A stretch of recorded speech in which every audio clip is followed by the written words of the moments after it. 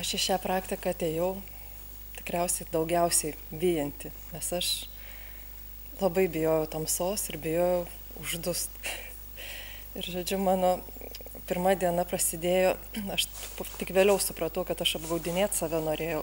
Galvoju, dabar ištisai kalbėsiu mūlo mantrą. Jeigu mūlo mantrą kalbėsiu, žodžiu, man nieko blogo neatsitiks. Ir aš kalbėjau,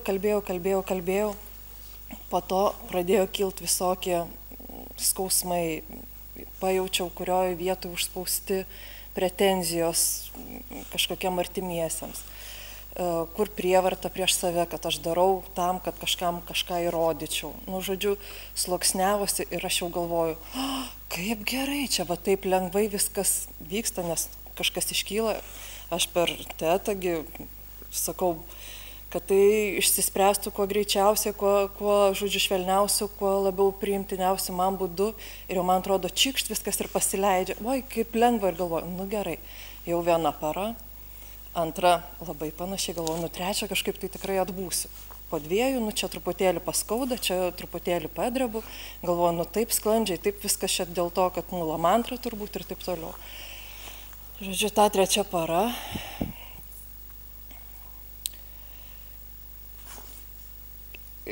Tokia panika atėjo, tokia panika ir jinai tiek kunkuliavo, žodžiu, stipriai ir tiek ilgai, aš įsivaizduoju, nežinau, kad nu buvo man tai baisu, kad mano visos baimės tiesiog kaip filmas prabėgo, žodžiu, kad aš bijau numirt ir būti nepamatyta, kad aš numiriau, tamsoj, žodžiu, kad aš esu, kad aš bijau uždus, kad aš bijau vandens pasirodo, kad nu, žodžiu, bėgo ir tada aš sakau, viešpate sakau, nu, irgi per tas paras visada irgi sakiau, aš priimu, sutinku, dėkoju ir žodžiu, kad prašau, kad to paleidimo, nu ir va taip.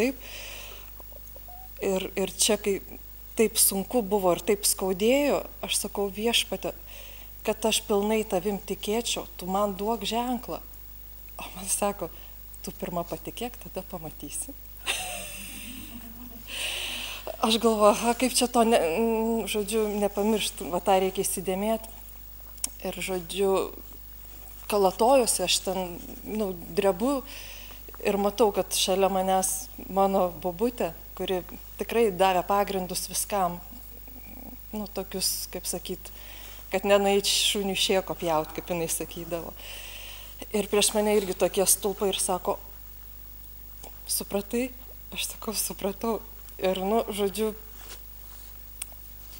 supratau, kad baimė bijoti yra baisesnė negu pati baimė. Ir dabar buvo visokių ten tų analizavimų, kad aš čia daugiau tikrai neteisiu, ne už ką čia nepasirodysiu ir iš viso, kodėl aš čia esu, ką daryti, taigi nuobodu. Praeidinėja žmonės, galvoju, pulsiu jiem į koją, va įdomu, kas tada bus. Nu, žodžiu, va tokių visokių dalykų. Nu, ir matau, kad jau pradeda tiem žaidimam, žodžiu, proto pasiduot. Vėl grįžtu ne mūlo mantrą ir tada galvoju, suskaičiau, kad aš maždaug per pusę minutės tą mantrą susakau. Galvoju, Dieve, per 72 valandas reikės net suskaičiuoti, kiek aš čia sakiau tos mūlo mantros, žodžiu. Tai sakau, 2 paras save apgaudinėjau ir galvoju, kad trečią jau kažkaip tai atlaikysiu. Ir bėgsiu, kiek kojos neša, turbūt net važiuosiu namo.